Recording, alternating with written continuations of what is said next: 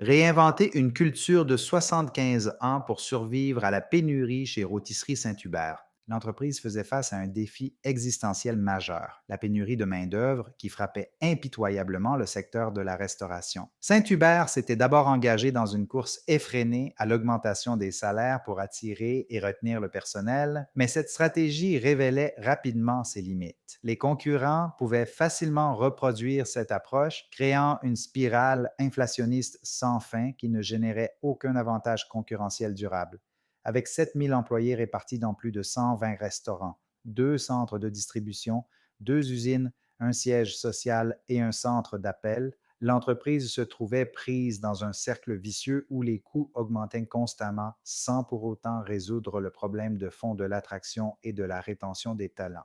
Louis-Philippe Laroche, directeur des ressources humaines chez les Rôtisseries Saint-Hubert, a proposé une approche révolutionnaire: capitaliser sur l'ADN unique de l'entreprise plutôt que de continuer cette guerre des salaires. Il a orchestré une transformation culturelle complète en redéfinissant les valeurs organisationnelles après avoir mené des entrevues approfondies avec les employés actuels, anciens et même les fondateurs. Trois valeurs authentiques ont émergé: la passion, l'audace et la communauté. Il a ensuite créé un baromètre du bonheur pour mesurer l'engagement des employés et établir des corrélations avec les indicateurs opérationnels. Un programme de formation ambitieux a été déployé pour les 350 gestionnaires de restaurants, les formant sur la connexion humaine plutôt que sur la simple gestion des chiffres. Parallèlement, l'approche avec les franchisés a été transformée, passant du contrôle et de l'audit à l'accompagnement et au soutien.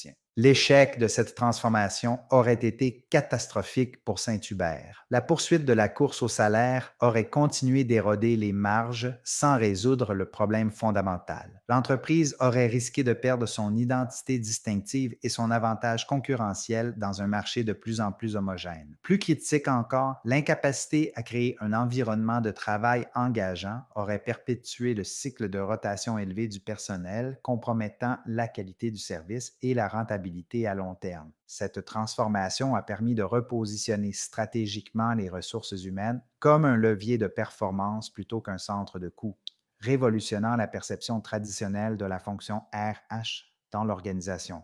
Morale de l'histoire: capitaliser sur l'ADN unique de son entreprise et créer une culture authentique génère un avantage concurrentiel plus durable et efficace que la simple guerre des salaires pour attirer et retenir les talents. Leçon à retenir: si vous vous engagez dans une course au salaire avec vos concurrents sans travailler sur votre culture organisationnelle, vous vous enlisez dans une spirale coûteuse qui ne résout pas le vrai problème d'attraction et de rétention, alors qu'investir dans votre identité unique et vos valeurs authentiques crée un avantage que personne ne peut copier.